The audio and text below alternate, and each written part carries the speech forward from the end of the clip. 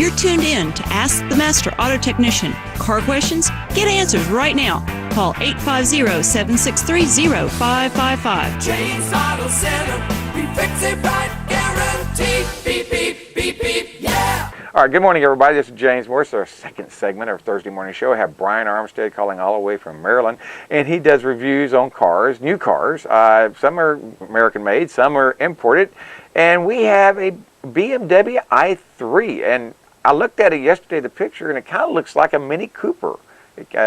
Brian, is it kind of a knockoff of a Mini Cooper, or in that line? Well, I think seeing it looks like a Mini Cooper, man, you need to put that cannabis back in the jar. It did. I first looked at it, I said, that kind of looks like a Mini Cooper, you know. And, I'm sorry, my brother. I don't see that at all. But creativity, eyes, things in the eye of the beholder. I understand all that. But okay. No, the 2017 BMW i3 is an all-electric car. Oh, okay. And one of the greenest cars that you can buy. I mean, this thing, over 95% of this BMW is recyclable. It's just an amazing vehicle. I've been wanting to drive one for a couple of years now. I was very excited to see it on my schedule. I'm sitting in the car. I'm confronted with KNAF, which is a recyclable material on the doors. KNAF is a fiber that's extracted from the mallow plant. I've never heard of a mallow plant before. I never have either. A mallow plant. Okay, all right. Yeah, but it's like they take this fiber from a plant and they make the interior from it, except for the leather. So the seats are part leather, part KNAF. The door panels are part leather, part KNAF. The chassis of the car. Now, think of this car in two parts as a traditional body-on-frame car, because the lower part, which would indicate, represent the frame in a traditional body-on-frame car or truck from the old days, and that's where you have the battery pack and the electric motor. Now, the electric motor is available in the battery pack is available in two versions, one lower output, one higher output, different prices, of course. And then you have a carbon fiber reinforced plastic chassis bolted to the battery pack. Okay. Now, CRFP, as its acronym is aptly named, is a very high-tech material that you find in Formula One, Indy cars.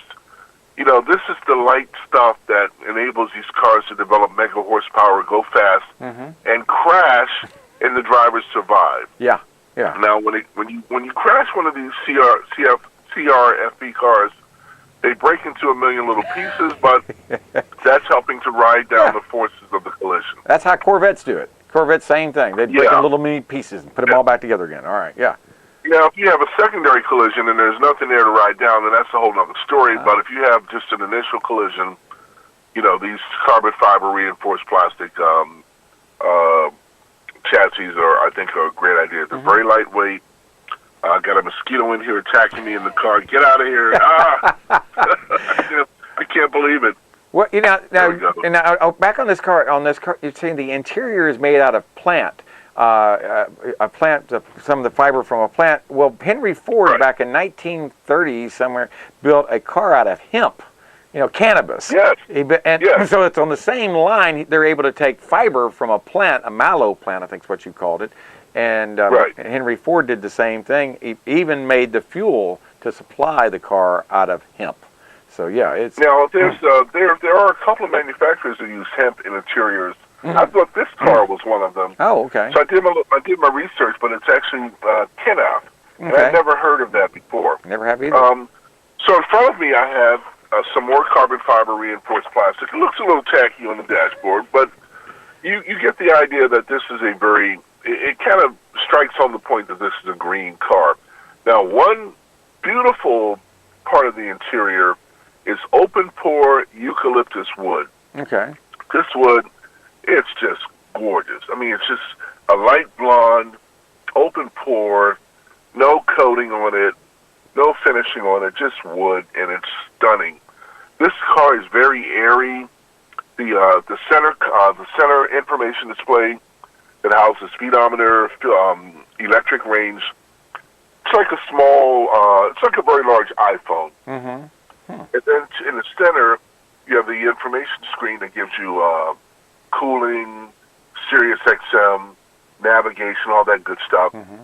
It's about, I'd say that's about 9-10 inches, and about 3 inches high, 4 inches high maybe. And it gives you a lot of 8.5 inches. I can't read this thing. It's hard to read. Well, I'm looking at the picture you sent of it, and it looks like a pretty good sized display screen for people to see the information. Yeah, and it kind of floats. I mean, both of these screens they're floating screens, so everything in this car is open. You can actually get it with a sunroof now. Earlier models did not have a sunroof. The roof is also made of carbon fiber reinforced plastic. It's a very lightweight car. This car has a range extender.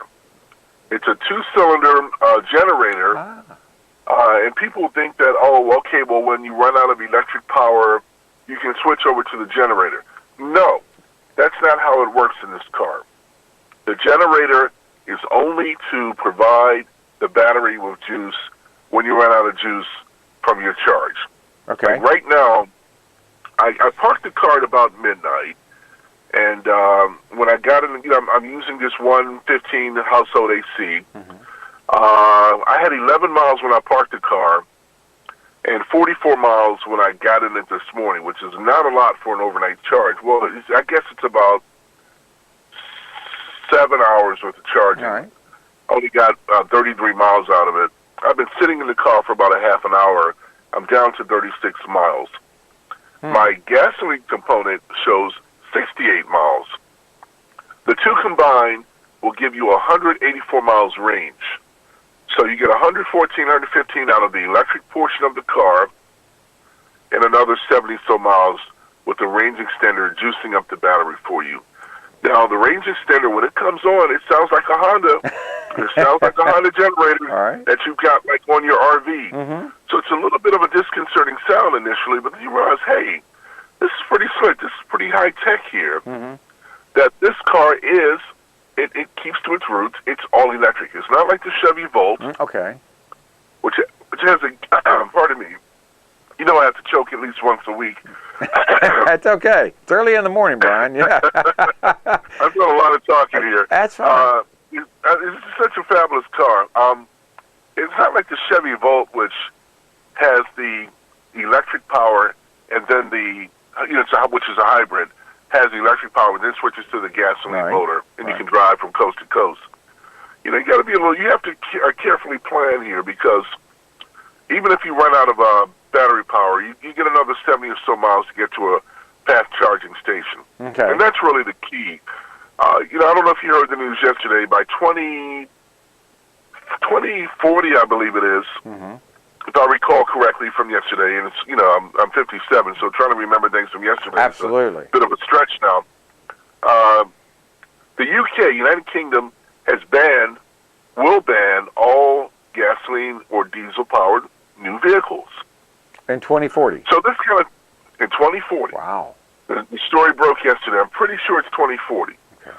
So in less than 20 years, we have countries, and I think Sweden, Volvo has already said that by a certain year, 2021 or... Yeah, I remember. I wish I could remember the exact details. You told me 2018. They're only going to build 2018. They're only going to build hybrids. Right. Okay. Mm-hmm. So this is very significant here. I mean, manufacturers finally realized that big straw we've stuck in the center of the earth and sucked on just incessantly for years will eventually run dry. All those fossil fuels, the dino oil, the dinosaur oil, derived oil that we suck out of the ground at a prodigious rate, it's eventually going to stop flowing. Well, what we need to do is raise more cannabis. We can raise more cannabis, Brian, and make hemp oil out of it then. There we go. I mean, but trust and believe, James, that will be technology on the table as we move forward. I mean, if we can, get people in office who don't focus on discriminating against people's sexual orientation and focus on the problems ahead of us, and maybe we can maybe we can get some things done. Absolutely. But, Absolutely. You're right about that. And we were talking about that earlier. We were talking about that earlier with Rob Lapham, how if people are qualified to do the job, they should be able to do their job. Man, Regardless. come on. Who wants to get shot at in Iraq and Afghanistan? Not me. Come on. Not me. Someone wants to do it, go for it. That's, I'm happy for you, not for me. I don't want to be there. But, So back to the car. My car comes in at 47,450 base. All right. I have the high output 33 kilowatt per hour battery pack. 54,295 as tested. There's a $7,500 federal tax credit on this electric car. Mm-hmm. Your state will probably have another. I know Maryland has about a $3,000 or $4,000 tax break, and I'm not exactly correct, but I know there's an additional tax break. A lot of states have additional tax breaks. Yeah, this car comes with BMW Ultimate Care. For the first 3 years of 36,000 miles, you don't have to pay for oil. You don't have to pay for air filter. You don't have to pay for a spark plug. What's wrong with this picture, James? Because there's no oil. There's no spark plug. There's no oil. There's no spark plug.